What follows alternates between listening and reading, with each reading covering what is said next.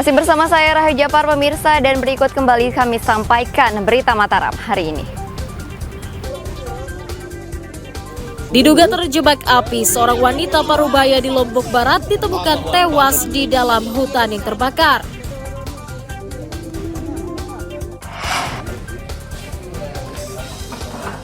Curi motor milik pegawainya untuk berjudi online, seorang pria di Lombok Barat diringkus polisi.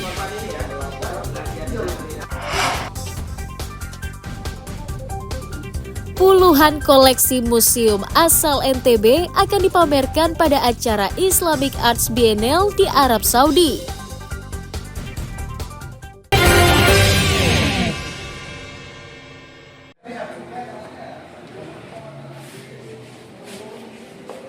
Seorang pria bernama Ahmad Fauzi berusia 49 tahun diringkus aparat Satuan Reserse Kriminal Polres Lombok Barat karena diduga mencuri sepeda motor milik pegawainya sendiri. Tersangka ditangkap di rumahnya di Dusun Pedak, Desa Labuan Tereng, Kecamatan Lembar atas laporan kehilangan dari korban. Polisi menyita 1 unit sepeda motor bersama sebuah kunci duplikat sebagai barang bukti kejahatan. Untuk memudahkan aksinya, Fauzi yang merupakan pemilik warung kelontong berpura-pura meminjam sepeda motor korban dengan alasan ingin memperbaiki ponselnya yang rusak. Namun di tengah jalan, ia menduplikasi kunci kontak sepeda motor korban, kemudian mencurinya saat korban lengah. Pelaku meminjam motor dari karyawannya sendiri dengan alasan untuk memperbaiki HP-nya. Dengan alasan itu, pelaku membawa sepeda motor korban, kemudian menggandakan kunci sepeda motor korban. Kemudian setelah digandakan, pelaku mengembalikan motor. Kemudian pada waktu lain, yaitu sore hari, dengan kunci yang sudah digandakan, pelaku mengambil motor korban, kemudian menggadaikan motor tersebut di daerah Perampuan, di mana hasil dari gadai motor tersebut digunakan untuk bermain judi slot. Tersangka mengaku menggadaikan motor korban dan uangnya digunakan untuk bermain judi online. Berarti ini motor karyawannya nih, anak buahnya diambil. Terus kenapa motor diambil? Alasannya apa? Apa alasan? Ambil motor itu untuk habis motor itu saya dulu judi juga. Judi apa? Judi online itu. Judi online. Judi online gimana? Judi online aplikasi. Judi apa itu? Slot itu. Slot, judi slot.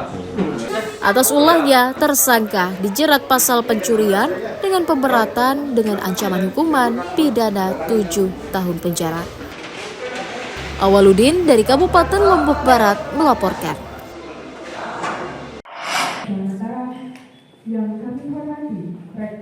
Seorang pemulung berinisial JD 46 tahun diringkus Satuan Reserse Kriminal Polres Mataram karena diduga menadah barang curian.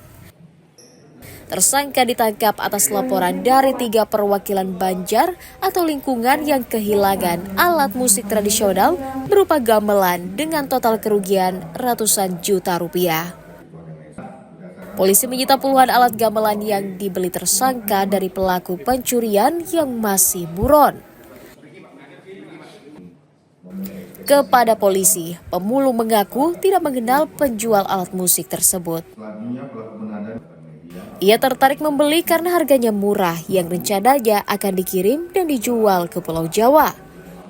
Tim Mobile Reskrim Polresta dan Polsek jajaran mendapatkan informasi bahwa adanya terduga pelaku yang menjual barang bukti gamelan kepada pengepul barang rongsokan. Atas informasi tersebut, tim menuju pengepul tersebut dan benar bahwa tim menemukan adanya beberapa gamelan di pengepul rongsokan tersebut. Kemudian setelah tim melakukan interogasi terhadap pengepul, didapatkan keterangan bahwa pengepul rongsokan mendapatkan gamelan tersebut dari seorang yang datang menjual kepada pengepul rongsokan secara bertahap. Tahu habis itu saya dipanggilin, Pak, saya mau jual barang. Oh iya, terus saya timbang, Itu yang per kilonya tadi 45.000, sekitar 1 juta. Siapa orang yang jual ke Bapak itu siapa? Saya cuma kurang tahu. Dia datang? Dia datang sebagai penjual.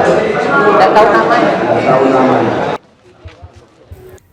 Polisi masih memburu tersangka pencurian, sementara tersangka pemulung dijerat pasal penadahan barang curian dengan ancaman hukuman pidana minimal 4 tahun penjara. Awaludin dari Kota Mataram melaporkan.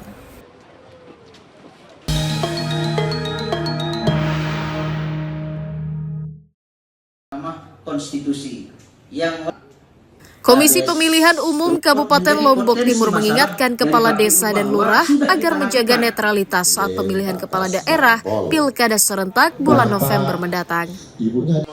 Hal itu ditekankan karena netralitas kepala desa menjadi salah satu tolak ukur utama demi terwujudnya pilkada yang bersih dan berintegritas. Para kades juga diimbau dapat memberikan contoh yang baik dengan menyiapkan petugas pengamanan TPS atau mengawasi perangkat desa agar tidak turut berpolitik praktis. KPU memastikan akan melaporkan para kades yang melanggar netralitas ke Dinas Pemberdayaan Masyarakat Desa agar mendapatkan sanksi sesuai aturan. Kami menghimbau ke Bapak Kepala Desa ya, karena ini adalah sudah masuk tahapan kampanye, yaitu dari tanggal 25 September sampai dengan 23 November ini sudah masuk tahapan kampanye. Kami tentu menghimbau supaya kita menjaga menjaga wilayah kita masing-masing di proses tahapan kampanye ini, semua supaya tentu ada keamanan, ketentraman bagi proses di saat proses kampanye ini. Sebagai pemangku kebijakan di level desa gitu, berharap supaya proses pilkada maupun pilgub dan pilkada Lombok Timur ini berjalan sukses. Harapan kami itu tahapan demokrasi yang kami sangat-sangat junjung, karena prosesnya pemilihan seorang pemimpin di wilayah masing-masing Lombok Timur maupun di suku NTB. Kami berharap terpilih pemimpin yang punya kredibel, yang punya potensial memimpin daerah kita yang kami harapkan sebagai level yang lebih tinggi lagi. KPU berharap para kades dan lurah dapat berkontribusi dalam mewujudkan pilkada yang aman dan nyaman agar warga dapat memilih pemimpinnya sesuai dengan hati nurani. Muhtadum melaporkan dari Kabupaten Lombok Timur. Kayak sidik kan, nggak bisa.